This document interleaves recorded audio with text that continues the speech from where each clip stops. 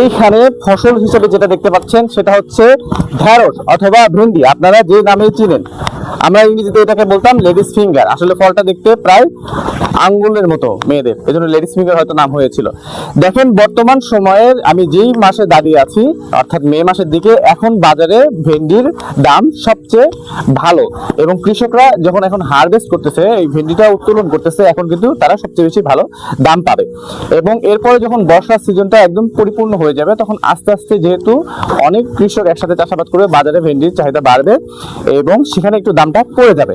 এই জন্য বলা হয় যে ভেন্ডি চাষের ক্ষেত্রে যদি আপনি একটু আগাম চাষাবাদ করতে পারেন, সেক্ষেত্রে হচ্ছে বাজারে ভেন্ডির ভালো ফলন পাওয়া যায়। এখানে প্রচুর ভালো ফলন হয়েছে এবং নিয়মিত উত্তোলনের মাধ্যমে তিনি কিন্তু ভালো পরিমাণ আয় করতে পারতেছেন।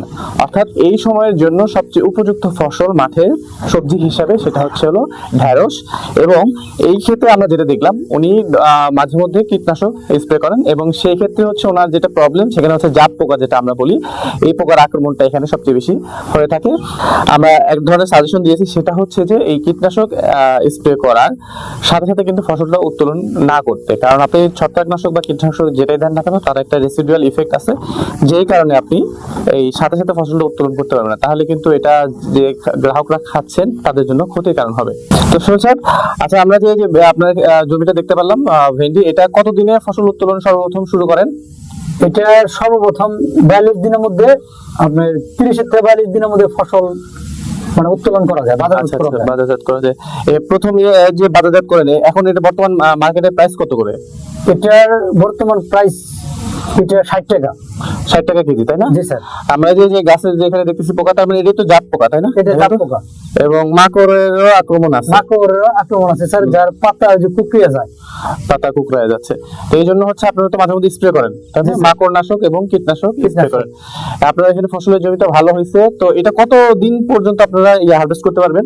এটা হারভেস্ট করতে পারবো স্যার প্রায় 90 দিনের মতো, 3 মাস পর্যন্ত এই ফসল উত্তোলন করা যাবে যদি পানি না ওঠে। এরপরে কি করবেন এখানে? এরপরে স্যার এটার মধ্যে ওই মশলা জাতীয় ধনে আছে, এই সমস্ত। এরপরে হচ্ছিল শীতকালীন ফসল চলে আসবে, ফসল চলে আসবে, শীতকালীন ফসল চলে আসবে। তার মানে 1 বিঘা যদি কেউ চাষাবাদ করে, তাহলে মোট কত টাকা আয় করতে পারে? চাষাবাদ করলে সবকিছু মানে টোটাল এভারেজ বিক্রি নামবো লাখের উপরে, 1,20,000। 1,20,000। তার মধ্যে খরচপাতি বাদ দিয়ে প্রায় আনুমানিক 70,000 বা 60 থেকে 70,000 টাকা প্রফিট আসবে। তার মানে হচ্ছে 4-5 মাসের মধ্যে, 4-5 মাসের মধ্যে আর কি। তো আপনাদের এখানে তো ঢাকার কাছাকাছি, এই জন্য আপনার ফসলের ক্ষেত্রে, আপনি বিক্রি করার ক্ষেত্রে দামটাও কিন্তু ভালো পান। দামটা ভালো নয়, বাজারজাত করতে অনেকটাই সুবিধা আছে। আচ্ছা ঠিক আছে, আমরা দেখি কি অবস্থা, একটু জমিটা ঘুরে দেখবো। জি স্যার।